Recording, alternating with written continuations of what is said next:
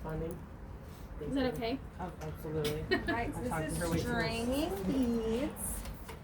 So there's lots of different stages to stringing beads. This is one of the first. We'll introduce some later on, actually when we get into the infant activities, of some precursors to even this type of stringing. But having a really solid, durable material for them to string on is really important in the beginning. You want it to be something where they're not going to have to worry about holding it super straight, that it kind of holds up straight on its own. So this rubber tubing is really cool. I mean, it was part of like a stethoscope that I took apart. That's cool. So you can find like random anything. We even discovered like breast pump tubes that you wouldn't want to reuse. Would I have a ton of those. yeah, I know. Sanitize them. Sanitize, yeah. So Oh, mine are those would be unused. great for Mine too. string. Oh, perfect. Bring them in. I will. And then the beads, I guess, that you would use. You want to have like really big holes. So something that's not going to be like so tight around whatever the object is you're using for stringing.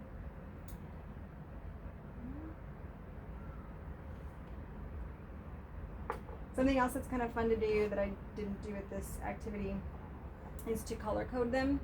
So you can kind of make your activities match together.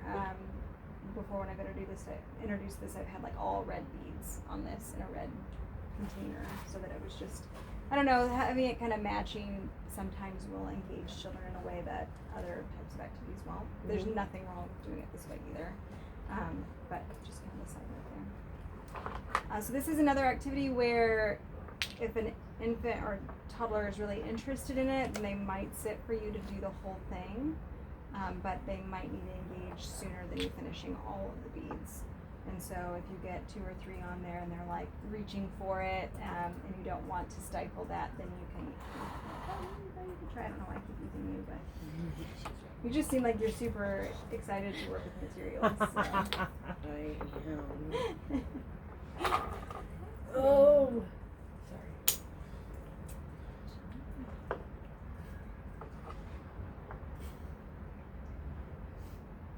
And then if you notice that they're really focused with it, I'm kind of throwing in actually giving a lesson. I'll find you do a video on just like the things to keep in mind when you're giving a I lesson. know that's not how to do it. That's how I just did that because I was pretending to be a kid. I know that's not how to do I should it. have stopped you before you got there. I was waiting for you to finish. So yes, when you demonstrate it, I would recommend taking one off at a time to put it back into the container. So laying it out, and then you can just pull one off at a time. Those are the kind of lessons where it's like, I feel like in the Choose classroom, I have to complete, because if I don't, then they take this with the beads, and it's like that, and if they don't see how to like complete the lesson, then it turns into a rodeo. Very true. And even sometimes then it still does. So Yeah, no, it always does, but it might be less likely to if they see from start to finish. So we'll go into this in a little bit because I want to do a full discussion on starting and ending a lesson. okay.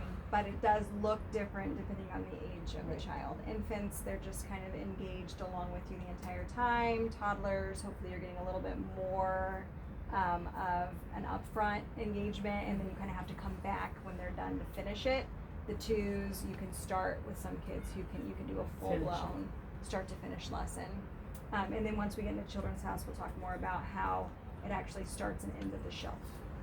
Okay. So we'll do a bigger discussion on that here in a little bit. Is it wrong to hold that for a kid to put the beads inside?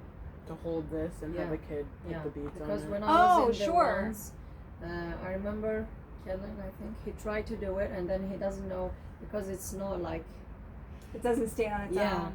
So he tried and then the things go like this and moves. He cannot fit the bits in it, so I hold it and he do it. Yeah, that's perfect. So it becomes more of a collaborative lesson the younger I know. that they are. So you would demonstrate that just for us, so the audience at home can tell what we're talking about. So I'm going to hold this for you. Yeah, just like that. Yay! Perfect. Yes, that's thank you for bringing that up. That's a perfect example of a more collaborative lesson the younger they are. And that can apply at any age if you have a child who's really struggling with a certain skill. but they're super interested in doing it, just think of different ways that you can incorporate them in the lesson if they aren't capable of doing it all on their own yet. And then to demonstrate how to properly take it off, slide it off. And I would recommend leaving the string on the ground or the table, whatever your surface is. So that way they're not getting to the point where they just start falling off the edge. Yeah. And put all of our materials away and take it back to the shell.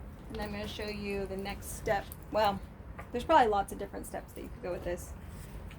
But a more traditional children's house stringing would be with an actual string.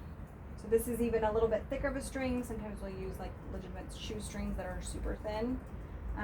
But whatever you use, it's really important that you have some sort of a hard end to it. So even if you're doing like necklace making and you're using yarn, you can do that, but I would tape the end of it so that there's a harder edge for them to get that point through. And then obviously this doesn't have a very long one. Some shoestrings actually have like a pretty decent size. I don't know what this part is called. Aglet. It's called an aglet. I knew there was a word for it, an aglet. Thank you. So some of them have really long aglets, and obviously the longer it is, the easier it is to string. And then this string itself is actually, I kind of like this string because it kind of holds itself up a little bit more than some strings just like automatically droop as soon as you get off the aglet. I love that I know that word. I'm going to say it like a million times. I know, I was so proud to tell you. So same concept here as far as stringing goes, except you have to use a little bit more dexterity to get these off. Oh, I really don't like Hold on, that. No. No, That it's sound, like I don't like the getting sound either. stuck on It's the. the feeling of it too. I don't like that either. So you guys obviously already have the knot at the end here, so whatever material you're using for this, you want to make sure that there's a knot at the end so that they don't just fall off the edge. Otherwise they'll just keep going. Which might actually not be a terrible activity. That could be, if you have kids that do a lot of swinging, not having it on the end might be a good thing. Yeah. They just won't make any progress with it. Yeah. It's like a Just never like- ending activity. Something else you can do if you have kids who will like pull on it and then pull it all the way off. Tie a bead. Yeah, so at the very end you can just tie the bead. I'm sure you guys all know what I mean, but just in case. I'm demonstrating this for the video as well. So you can actually tie the bead on the end so that way other beads will not fall off. Right. I know you guys know what I meant. And then again, when you're taking the beads off, I would recommend laying the string down on the table. Any questions about string beads?